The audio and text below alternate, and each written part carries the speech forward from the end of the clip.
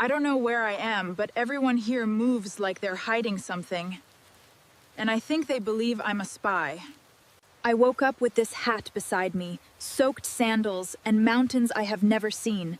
Nothing here sounds modern at all. There are rooftops down the trail, but no smoke, nobody talking, almost no movement. That is somehow scarier than an empty road. The birds just went quiet all at once. Either something is watching me, or this forest has rules I do not know. I found a gate hidden between cedar trunks, and there are no signs, no welcome, just narrow slits watching every step. A man just appeared where nobody was standing a second ago. He did not run, he did not shout, he simply existed. I tried showing them my bag is harmless, but that made them more interested. Empty hands still look suspicious here. They keep asking questions I cannot fully understand. The one word I did catch sounded a lot like spy. They let me inside the village, which should feel better, but every door closes right before I pass it. A shadow moved behind that barrel, and when I looked again, there was nothing. This place makes absence feel trained. The mud is full of footprints that stop beside walls with no doorway. Either I am confused, or the walls are lying. This lantern is the only warm thing here, and even it feels like bait. The whole alley is watching without eyes. At first glance, this looks like a farming village. Then you notice every farmer is also watching the tree line. Those scarecrows are not placed randomly. Their arms point in different directions, like silent signals nobody explained to me. A woman handed me this seedling and smiled politely. Her other hand never moved far from the knife at her belt. I found the training yard, and the children are not playing. They are learning how to move quietly before they learn fear. That post is slick with rain, but they climb it without hesitating. Every simple object here is secretly a lesson. The bamboo grove starts right behind the village, and sound dies inside it. I can hear my own breathing too clearly. One stalk bent without wind, and then a person slid out from behind it. I am done trusting plants today. There are paths here, but you only see them after someone uses them. The forest is basically a locked door made of leaves. This tiny scratch on the bamboo means something, because 3 people changed direction after seeing it. I am reading a language of cuts.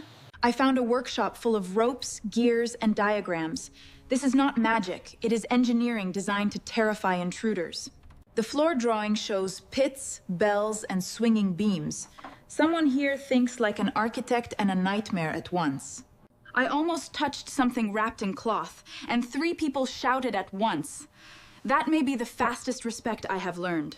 A wall just opened, swallowed 2 people, and closed again. I am officially inside a village with hidden veins. They keep disappearing through normal-looking objects, doors, barrels, firewood stacks. The more ordinary something looks, the less I trust it. Someone dropped this token near my sandal, then vanished before I could return it. I think I am being tested. They brought me to the elder, and the room went silent before he spoke. That silence felt older than the village. The elder recognized the token instantly. His face did not change, which somehow made the entire room more dangerous. There is a map on the floor showing roads, patrols, and a castle nearby. This village is not hiding for peace. One guard keeps circling behind me without making sound.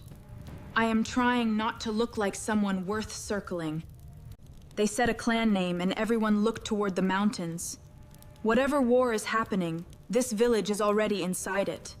They let me leave the hall, but only with an escort. Apparently, I am not free. I am a guest with invisible walls. This shrine is small, quiet, and covered in moss. Even the people trained for shadows still stop here before danger. Someone wrote a prayer before tonight's mission.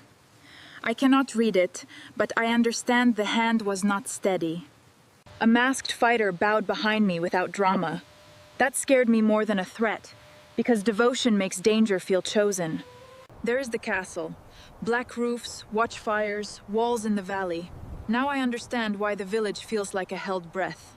They are studying the patrol lights like stars. Every torch tells them where not to step and when to disappear. The wind up here is cold, but nobody complains. They are too busy turning the castle into a pattern. 3 people just crossed open ground and somehow looked like shadows moving over shadows. I hate how impossible that sounds. They are taking me through the forest now, and I have been told to step exactly where the guide steps. These stones mark safe steps, but only if you know which pattern matters. The forest is basically a password. There is a pit under those leaves, and it looks completely natural. Ancient security here is quiet, cheap, and horrifying. A branch swung across the path after someone touched a vine. Nobody looked impressed. Apparently that was a beginner trap. They gave me a bundle to carry, so I look useful. I think useful people get watched slightly less. There are tiny chimes hidden above head height. If I walk wrong, the forest announces me before I can apologize. The training yard is different at night. No children now, only adults, moving in patterns too quiet to feel human. Someone handed me this mask, and I really hope it is not an invitation.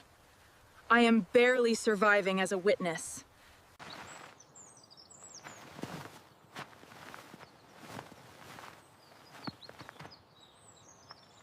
The workshop has become a preparation room. Ropes, hooks, powders, and notes are being packed like ordinary farm tools. This bamboo tube looks harmless, which means it probably is not. In this village, innocent objects have very suspicious careers. All right, this is the spot. There's no turning back now. They sealed powder packets without explaining anything. I am not asking questions, because some answers would make me responsible. The elder asked if I came from the enemy clan. I said no, and he believed the fear more than the words. I have shown them I carry no blade, no message, and no seal. Unfortunately, confusion is also evidence here. He marked one road in charcoal, then rubbed it away. Their plans are meant to disappear before they are even used. I think they are deciding whether to hide me, use me, or remove me. None of those options feels like hospitality. The whole village is changing now. Windows closing, lamps covered, dogs pulled inside, footsteps becoming shorter and more careful. They covered the lanterns so only thin lines of light remain. The village is teaching the night how to hide it. A line of fighters just passed behind me without armor clatter. This is war prepared by people who hate noise. We are crossing the paddies now, and the water reflects everyone twice. That makes hiding harder unless you know exactly when to move. A ripple gave away someone hiding ahead, and the guide noticed instantly. Even water becomes a witness out here. The scarecrow is wearing black cloth now, and I do not think it is for birds. Every field has a second purpose. A patrol lantern moved beyond the fields, and everyone froze. The silence became so complete I could hear rice stems touching water. We are closer to the castle now, and the watchfires look brighter. Every step makes the village feel farther away. They are looking at a drainage channel under the wall. Of course, the most important entrance is the one nobody wants to imagine. A bell rang from the castle, and everyone dropped lower instantly. I did it late, which is becoming my historical brand. Someone pulled me away from the mission path. I think this is the part where a sensible person stops asking why. The guide uses 2 fingers, 1 tap, then a closed fist. I understand none of it, but I understand obedience. Something hit the tree beside us, and nobody screamed. That tells me the sound was expected, which is worse. We are moving low over roots and wet leaves. I am trying to look quiet, but panic has terrible posture. There is a tunnel under the village, because apparently the ground here also keeps secrets. The air smells old and trapped. The tunnel walls are packed earth with timber braces, and roots hang like fingers. I am trying not to touch anything. The ceiling keeps dropping, and my cloak catches on every splinter. Escape routes are never designed for dramatic dignity. Footsteps just passed above us, muffled through the dirt. I have never been this aware of being underground. The guide pointed at my token again, then toward the exit. Maybe it was not a test. Maybe it was protection. We came out inside the bamboo grove, and the village lights are behind us. I think someone just chose to help me. There are shouts back toward the gate now.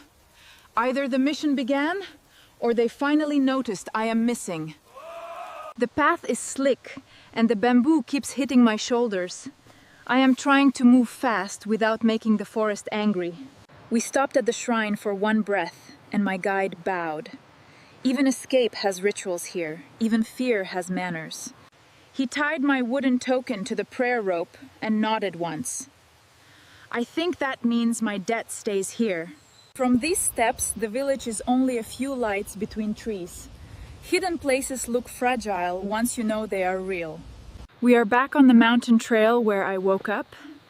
The fog is thicker now, like it is trying to erase evidence. I found this torn cloth on a branch. It might be from the mission, or from someone who never made it back. A horn sounded from the valley, and my guide stopped smiling. That is the first emotion I have seen break through his discipline. There is smoke near the castle wall now, but no chaos from here. The most dangerous work can look tiny from a distance. The torches are moving wrong, like the castle is searching for something it cannot see. That might mean the mission worked.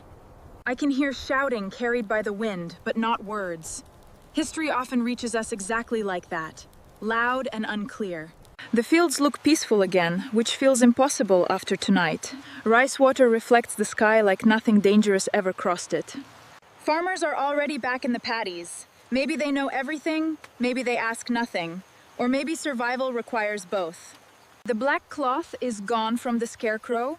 It was never decoration, and I am starting to understand nothing here is.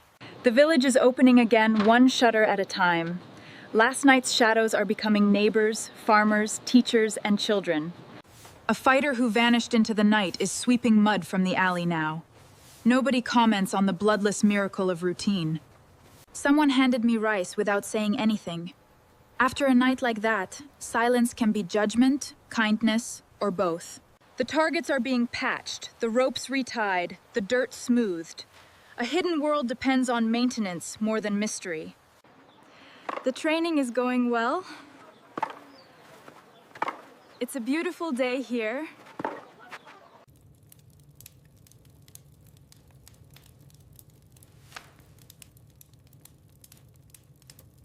The castle map is gone, wiped clean before sunrise. Their history is designed not to leave evidence for people like me. Yesterday I saw rope. Today I see alarms, bridges, traps, signals, escape routes, and 100 ways to stay alive. The elder did not apologize for suspecting me.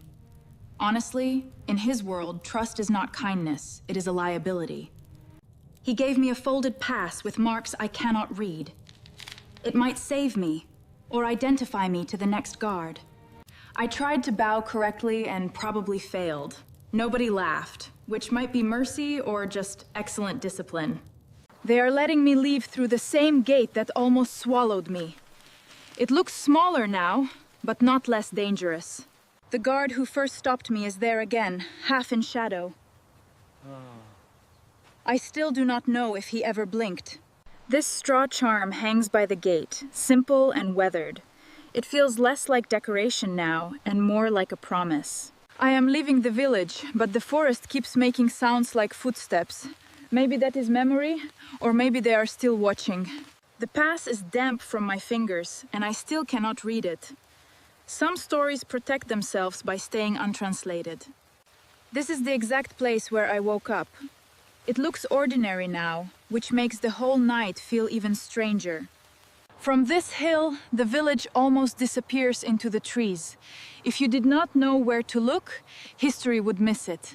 The castle is easy to see from here, the village is not. That explains why the world remembers one more loudly. Everyone talks about samurai armor and castle walls. But last night, the most organized power I saw wore mud and silence. History remembers the castles and the samurai. But tonight, I learned that some of the most important stories were written in the dark.